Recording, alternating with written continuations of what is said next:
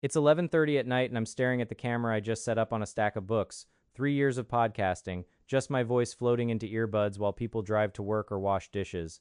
Tonight is the first time I'm letting anyone see my face while I talk.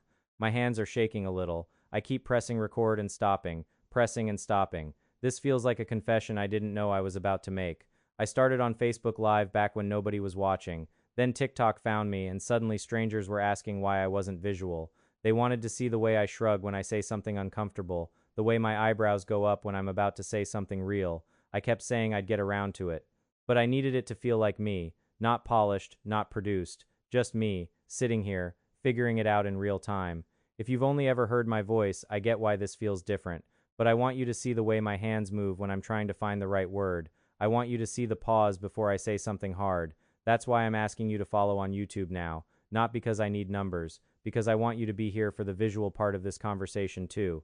Same couch, same thoughts, just closer. I structure everything in series, not because I like organizing things, though I do, but because I don't want any episode to feel like a one-off thought you forget by the time you open your next tab. I want the lessons to stack. Episode 1 plants a seed, Episode 2 waters it. By Episode 4 you're looking at a garden you didn't know you were growing. That's the whole point. Buildable insight, not disposable content. Everything I do circles back to emotional intelligence, not the corporate kind you learn in a workshop, the real kind, the kind where you sit with yourself long enough to understand why you react the way you do.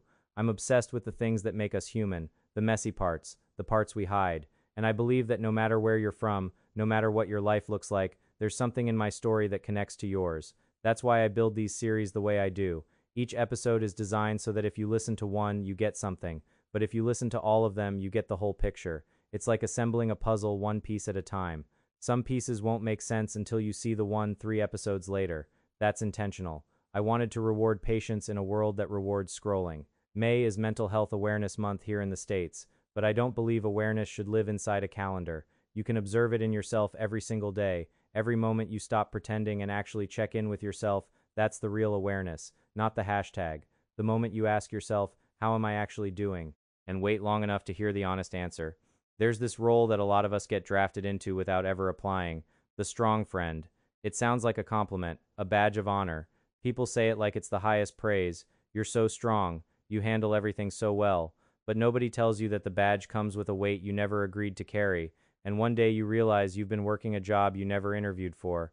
Lately I've been thinking about what it actually costs to be the person everybody leans on, not in dollars, in something deeper, the energy you give away, the parts of yourself you silence so someone else can feel heard. And I started asking myself, how rare is it that I get to lean back? How often do I actually let someone carry me for a while? The answer was uncomfortable. The first thing you notice as the strong friend is the expectation. People assume you always figure it out. They see you rarely show emotion, so they decide you don't have the capacity to be sad. You never get angry. You never get out of sorts. It's like they've written a script for you without telling you, and you've been following it so long you forgot you could improvise. These unspoken expectations don't just sit there harmlessly. They corrode. They eat away at your mental health and at the relationships you're trying to protect. Because underneath the surface, the strong friend is processing all these messages nobody said out loud, and the silence becomes a wall. Not because you wanted one, because nobody taught you how to say, actually, I need something different. Over time, people stop asking how you really feel, not because they don't care, because you've made it look so easy. You've never cracked in front of them, so they assume you're fine. They stop checking, and you're standing there thinking, does nobody see that I'm drowning? But you're wearing the same calm face you always wear, so they walk past, and you let them. There's an invisible labor happening inside the strong friend, emotional labor, the kind nobody clocks in for, the kind that doesn't show up on any timesheet. You're carrying everyone else's stories, their fears, their breakdowns, and you're doing it while your own life is quietly falling apart in ways you haven't told a single soul. That labor is real, it's exhausting, and it's completely invisible to everyone around you. You hide the tender moments, the moments that would make someone see you as anything other than the strong friend. You swallow the tears before they reach your eyes. You laugh off the comment that actually stung, because you've built a reputation, and if you crack, even once, you're afraid the whole thing crumbles. So you keep the soft parts locked away where nobody can reach them, including yourself. Inside, the questions start stacking. Why does nobody ever think I want anything? Why doesn't anyone notice I'm frustrated? You're scanning every interaction, waiting for someone to ask the question you're too afraid to answer, but they don't ask, and you don't say. And the silence between those two things becomes a canyon you can't cross alone. Years pass, you're still waiting for someone to notice. 20 years down the line, your family and friends are still seeing the fruits of your labor. You're still showing up, still giving, still smiling, and you're thinking, when is it my turn? When does someone show up for me the way I've shown up for everyone else? But you've never told them you were waiting, so they don't know. I started paying attention to the way we say, "How are you?" It's the most hollow greeting we have. We don't want the real answer. We want a nod and a fine. But when you're the strong friend and someone asks, you feel the gap between what you want to say and what comes out. You want to say, "I'm falling apart, my bills are behind, I haven't been touched in months." Instead, you say, "I'm all right." The mask comes on automatically. "I'm all right, I got this." And the other person nods because that's what they expected to hear. They walk away feeling like everything's fine. You walk away feeling like you just lied to someone who didn't even care enough to ask twice. But the mask is comfortable. You've worn it so long it feels like your actual face now. Outwardly, you look like you have everything. The career, the car, the clothes. You step out looking like you've got it going on. People look at you and think, "I want what they have." They don't see the rent payment you stressed about. They don't see the loneliness that hits at 10 o'clock on a Saturday night. They see the surface, and the surface is a liar. After years of masking, you start to wonder, does nobody care enough to dig deeper? Am I not worth the effort? You've created a culture around yourself where you're the supporter, and people have gotten comfortable with that exchange. They take, you give. Nobody questions the math because the numbers always seem to add up, but you're running a deficit you've never reported. Even if someone doesn't understand your industry, your specific struggle, your exact pain, just having someone there who cares makes all the difference. Someone who's willing to sit in the discomfort with you, but you've trained everyone to believe you don't need that, so you sit alone, and you tell yourself it's fine, but it's not fine. You're starving for presence, not solutions. Loneliness creeps in, not the kind where you're physically alone, the kind where you're surrounded by people who only know one version of you, the version that has it together. You want to be that person, but you don't want it to be your whole identity. You want to be strong and also be held. You want to be the rock and also the person who gets to crumble sometimes. I want to be the strong friend. But I also want to be the vulnerable friend that gets checked on. I want someone to send a text that says, "Hey, I was thinking about you. You okay?" Not because something's wrong, because they remember I'm human. That's not a lot to ask, but I've never asked for it, so I can't be mad that I'm not receiving it. Loneliness does something to you. It breeds resentment. You start to resent the people who are trying to be there because you've built walls so high you can't even see them anymore. You cut yourself off, not because you hate them, because you've convinced yourself they won't understand, and you'd rather be alone than misunderstood. So you isolate, and the loneliness doesn't go away. The isolation isn't born from anger, it's born from exhaustion. You tell yourself, what's the point of telling them? They won't get it. I'll probably feel worse after. So you stay quiet. You protect yourself from the disappointment of being misunderstood. But in protecting yourself, you also starve yourself of the connection you're desperate for. It's a trap you built with your own hands. You want to know that if you went off the grid for a few days, someone would notice. Not in a dramatic way, just a text, a call, a knock on the door. You want to matter enough that your absence would be felt, but you've made yourself so self-sufficient that people assume you don't need them. So the phone stays quiet. And you wonder if anyone would even come looking. I had a moment where I realized if I went to sleep tonight and didn't wake up, how long before someone checked on me? I looked at my phone, it hadn't rung in days, a few texts, but slow ones, and I thought, I don't want to blame anyone, but I need to look at my own part in this. That was a hard mirror to hold up. I had to admit something uncomfortable. I participated in creating this culture. I allowed people to take from me. I wore it as a badge of honor because I genuinely want to help the people I love, but somewhere along the way I lost the part where I say, I need something back. I stopped asking for reciprocity, and I can't blame anyone else for that silence. I wore the strong friend badge without ever expecting anything in return. I gave advice, listened to breakdowns, showed up at 2 in the morning, and I never once said, hey, I need that too sometimes. I assumed people would just know, but they didn't, because I never showed them.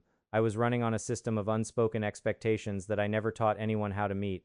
My friends would come to me about their rent, their lost jobs, their divorces. They'd cry on my shoulder, and I'd listen, give the best advice I had, but I never told them about my own struggles. I never said, I'm going through something too. I just internalized it all. I kept the ledger balanced on my side alone, and then wondered why the weight was crushing me. I realized I never set expectations. I never told people, this is what I need from you. I just gave and hoped they'd figure it out. But you can't expect people to know what you haven't taught them. You have to teach people how to treat you, how to love you, how to show up for you. And I skipped that lesson entirely. So I can't be surprised no one passed the test. It makes you feel less than human.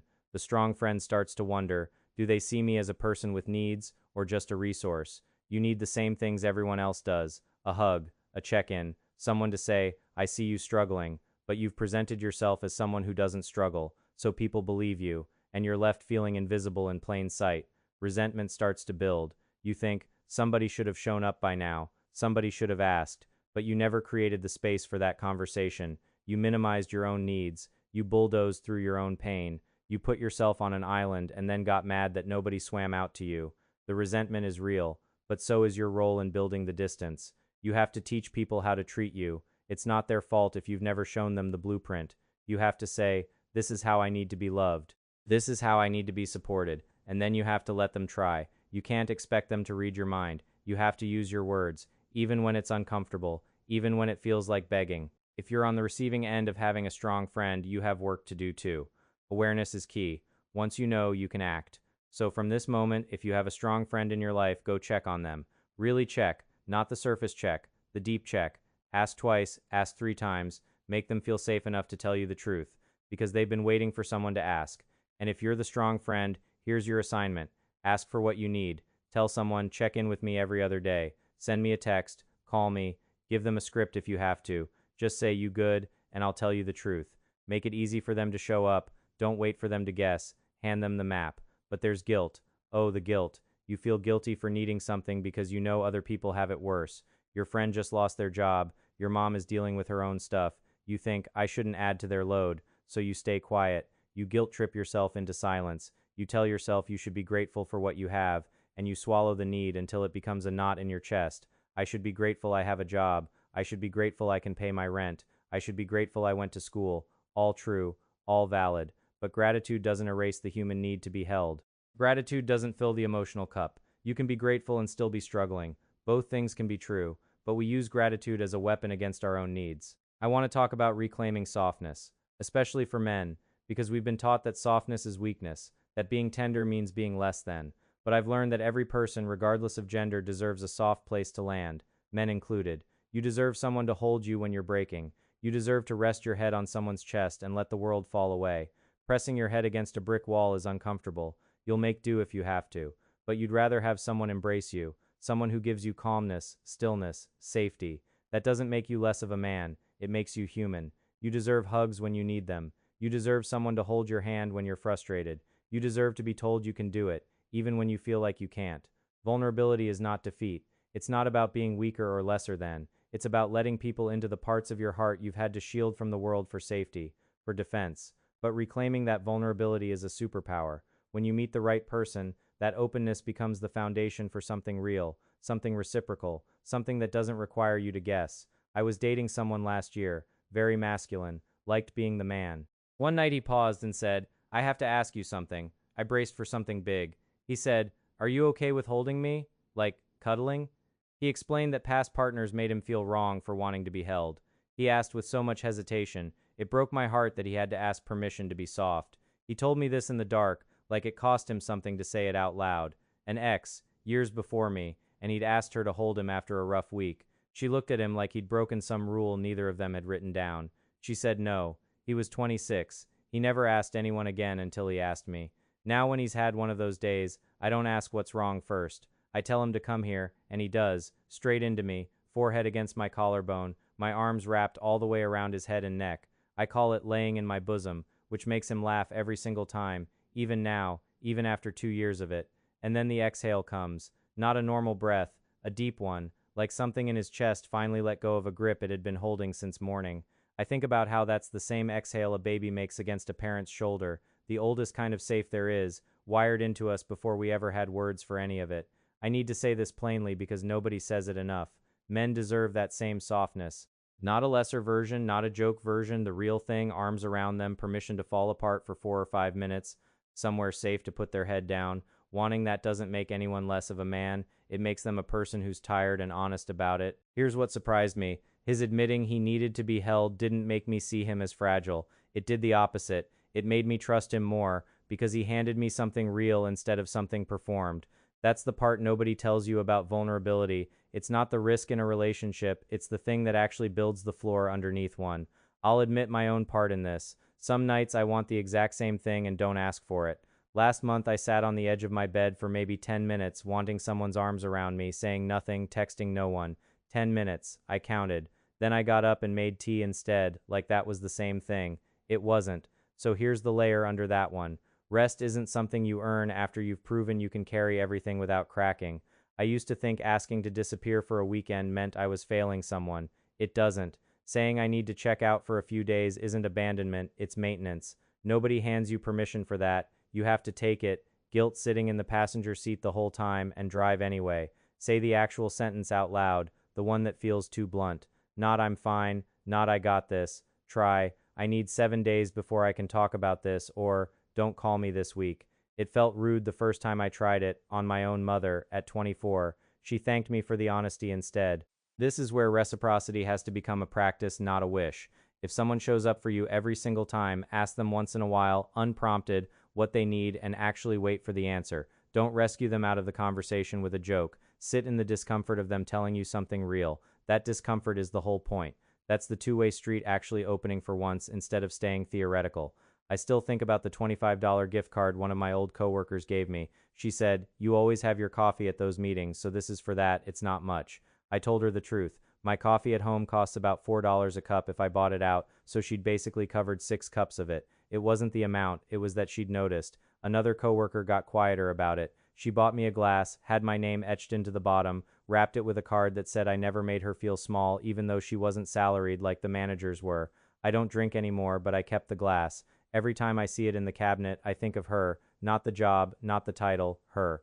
So if you're wondering what to actually do for your strong friend, it doesn't need to be large. Notice the small thing they mention once, in passing, and send it anyway. A ridiculous order of their favorite takeout on a random Tuesday. A $75 massage when you know their shoulders have been wrecked for months. It's never really about the money. It's about proving you were listening the whole time. I picked my phone back up tonight, the same one from the start of all this, and it still hadn't rung. But I typed out 4 words to someone anyway. I need to talk, and I didn't delete them this time. I hit send before I could talk myself out of it. Strength was never supposed to be the whole of who I am. I don't know yet what happens after the message goes through.